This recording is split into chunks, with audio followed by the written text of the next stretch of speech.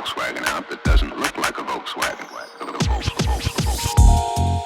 All right, everybody, I'm here at the Niagara Falls Car Show. I found my Greek family over here, right? So here's my my homeboy, Lucas.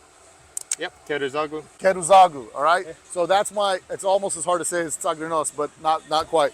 So he's here, and he's got this MK1 Rabbit, right? It's a MK1. You're the first water-cooled I featured on my channel. No way. And I'm excited to do it because I love water-cooled stuff, because these were all the rage back in the days. But this car has a special story, right? Like the build of this car has a lot of meaning to you. So at first, just on the surface, right, you look at it, it's a super rad, it's an outrageous look, it's old school race style, huge flares, all this stuff, big motor swap, supercharger, all this stuff.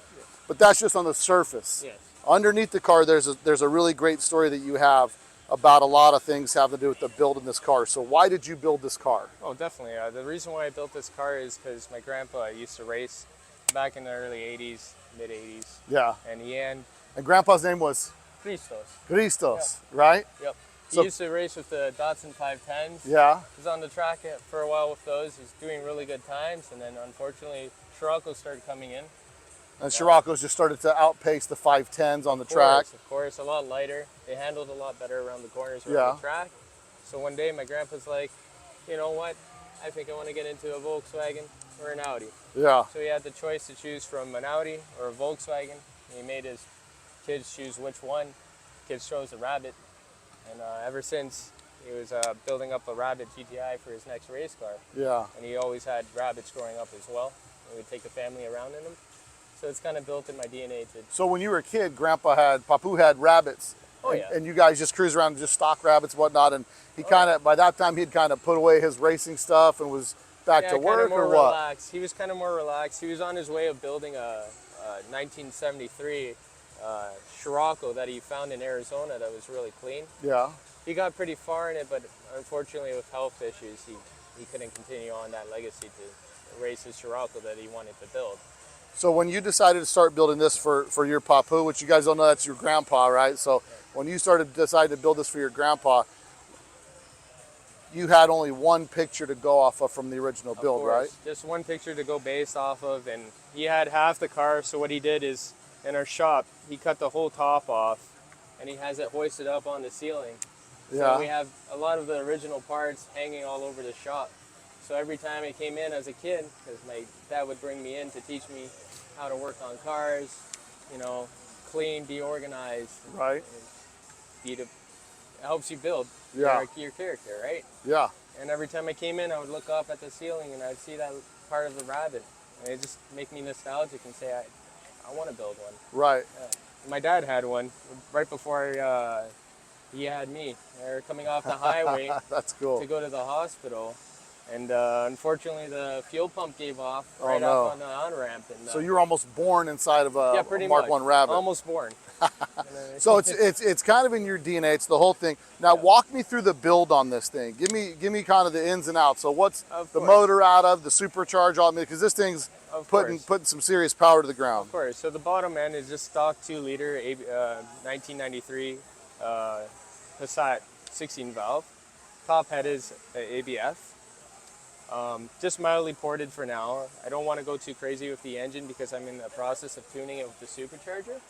I'm running the standalone management program called STS. Exactly. Which not a lot of people know about anymore. No. But they work so well. Smart or simple digital system. Simple digital system. I had an SDS on one of my cars. Yeah. Oh yeah. They run well. You know, no problems with it. Yeah. But the tuning is a little bit archaic. But so you've got that set up on here. What's the supercharger off of? That's Brenner. So it's a Lysome supercharger kit. It was meant to fit on an 8 valve. This kit, I kind of modified it to make it work with the 16 valve head. If you could see the Scirocco, this is a Scirocco manifold. It still interfered a little bit with clearances. So what I did is I just modified brackets because these Lysomes like to twist under pressure. Right. And then, you know, the rotor seized up, unfortunately. So I just made custom brackets to hold it down better. Used some of the factory ones that came with Brenner, and just made my own charge kit. Runs well so far. And now what do you got for suspension on here? You've got fully modified suspension for like track work? Yeah. So these shocks actually came off my grandpa's race car. Oh, were they? Yeah. That's awesome. He didn't get to use them So unfortunately, again, he got sick. Well, so to finish the story, your dad finally, Papu finally finished the Rabbit. Yep. Took it to his first race. Yeah, okay, so first race, he's happy to get it out. You know, Yeah. did really good on warm-up. Right, qualifying. And then right as they left the gate, corner 1, he was having a little bit of a rivalry with RX3. Yeah. A guy came in and tight on corner 3, hit his quarter panel, spun out, hit the wall, and Nosport. And the car was done. First Completely race done. done. Unfortunately. And that, does that tie into the name Almost Racing? Almost Racing actually comes from like when my grandpa came from Greece. Yeah. And he was with his friends at the track. He'd watch them, and his friends say, "What do you think of these drivers, Chris?" He'd be like, "These people aren't racing; they're almost racing." So that's where the Almost Racing comes from, which is super cool. Yeah, essentially. And so the suspension is from Grandpa's, is from your Papu's car. Yeah, the flares, yeah. the actual flares and body kit on this. Yeah, this was his second kit that he had. He actually has another molded kit that he made for his Rabbit. Oh, really? He put this on originally. He's like, it's kind of boxy. Didn't like it too much, and then he took it off and made another kit. Yeah. He bought this kit, obviously, but he liked fabricating his own with his friend. For example, the hood is all fiberglass, all done by hand. Oh, so your dad and his friend, or your grandpa and his friend made this hood? Yes. Was this from the original car, this hood? Or you had a spare one? This is from the original car. Oh, wow. Yeah. So there's parts of that here with Papu still connected to the car. The flares are from him. Now tell me about the interior. So the interior is kind of basic right now. Right, so you got the SDS EFI brain on the dash right there. Everything is digital now. Changed. Now what's the shifter setup in here? That's TR motoring. TR motoring shifter? Yeah, I wanted to change it to cable shift because I didn't like the linkage shift because they bind up a lot, but if you look inside, everything is digital. Just to make it a little bit more simple. What's the heads-up display that you have there, the readout? It shows your RPM, your air-fuel ratio, your oil pressure, your temp. It essentially shows everything. And that connects to the SDS also? Yep, I have it wired into the SDS, so it shows me everything that I need. I got my AFR gauge. I got my hydro e-brake for certain corners. If I don't want to brake hard in a fast corner, you want to pull it in a little? Shift the weight, I'll just have a brake bias, reduce the brake bias, and then I can control the braking for the rear, so I don't shift too much of the weight to the front. Oh, that's cool. At least that's my theory. And what are the seats out of? Yep. The seats came out of another guy's car. I don't know. I got pretty lucky. He wanted my old Mark I interior when I started building it. Oh, nice. So he's like, "I'll trade you your blue seats for these." And they're Kirky seats, and that's pretty much what I wanted, but they got padding, so it's a little bit more comfortable. So did you have a padding put on it, or that was on it when you traded them? Thankfully, they came with the padding. Nice. Because I wanted to get them padded anyways. And now the back is a half cage for now. This is the first cage I built. So you did the cage on here? Yep. Nice. Yep, and it's on water methanol. So it's got water methanol injection to keep the boost. If you're boosting too much, it'll knock the boost down. Now, how does she sound?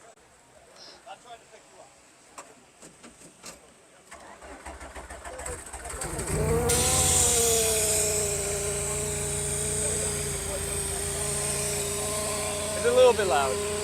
I'll give it a second to warm up. Yeah. No, it's good. I love it, man. I think it's a cool looking car. Thank you. And it's got that's the sound of the supercharger, huh? Yep. I got the intake is in the front of the headlight because I couldn't find a better place to run the intake. So it's supposed to be street legal, but I don't know. My OPP friend says I don't think you should be driving this on the road. So No, I love it.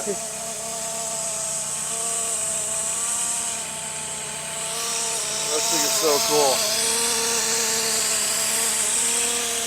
What size are the wheels on here? What's the width on the wheels? I'm sorry? Are they 8-inch wheels on here? No, they're 10 and a half. 10 and a half. Yep. Those are some monsters. I need it because it flips in third gear. Really? Yeah. I got a 020 transmission, 4K with quaife dip. Nice. Still not enough. Yeah. I think it's cool. I dig it. I'll give it a look.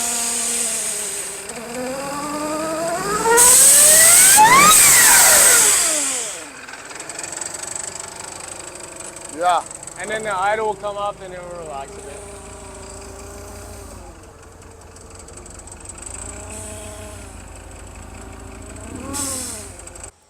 Yeah, I love it, man.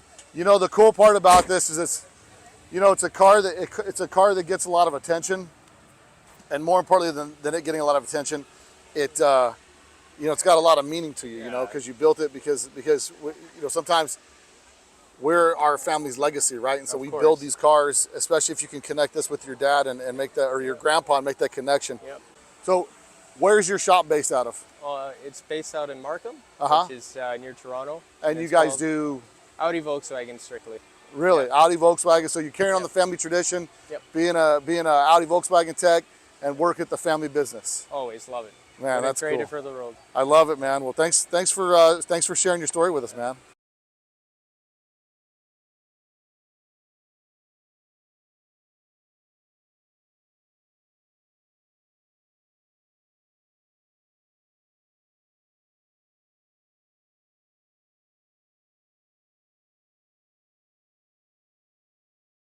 Okay, so I don't know how a few of you guys might listen to Let's Talk Dubs podcast. I do a weekly podcast, comes out every Friday, and what it does, it interviews the people in the VW hobby, and it goes through a long form story. I've done it since 2018. We've got over 320 episodes out right now. So if you guys got a long drive home, make sure that you guys, you figure a guy with the host of a podcast could use a microphone, right? So appreciate you. But so if you pay attention to the podcast is really about the story. And there's no better fitting name for the Volkswagen than the people's car, right? Because what this hobby is about is the people and the stories behind the cars. And unfortunately, I get to hear a lot of stories from a lot of people. And sometimes when I come to a car show like this, I might not get the full story of some things. But yesterday I had an opportunity to talk with this individual who had built this car and the story behind building it. And it's kind of a first for me, right? Because my podcast focuses primarily on air-cooled Volkswagens, but my pick today goes to a water-cooled car, and it's Lucas, car number 109. And so if you guys have seen the Rabbit race car over there, so he built it in tribute to his grandfather, and it's got a lot of sentimental value to him, and I just have a car that's featured this month in Volks World called Zorba the Gia, and it's a car that is a tribute to my family, my heritage, and things like that, and it kind of means a lot more to me. And when I met my Greek brother over here, and I was just like, he told me the story, and I'm like, bro, I just did the same thing for my car. And so it struck a nerve with me, and again, because it's so much about the people behind the hobby and some of our reasons for doing the stuff. So my pick goes to Lucas Karatzoglou. Perfect. That's it, brother. All right, so now careful. Yeah. Hold that from the bottom. I had to smuggle this across the border, so oddly enough, I got through this laser jet cut piece of stainless. You probably don't know that there's a new Volkswagen out that doesn't look like a Volkswagen.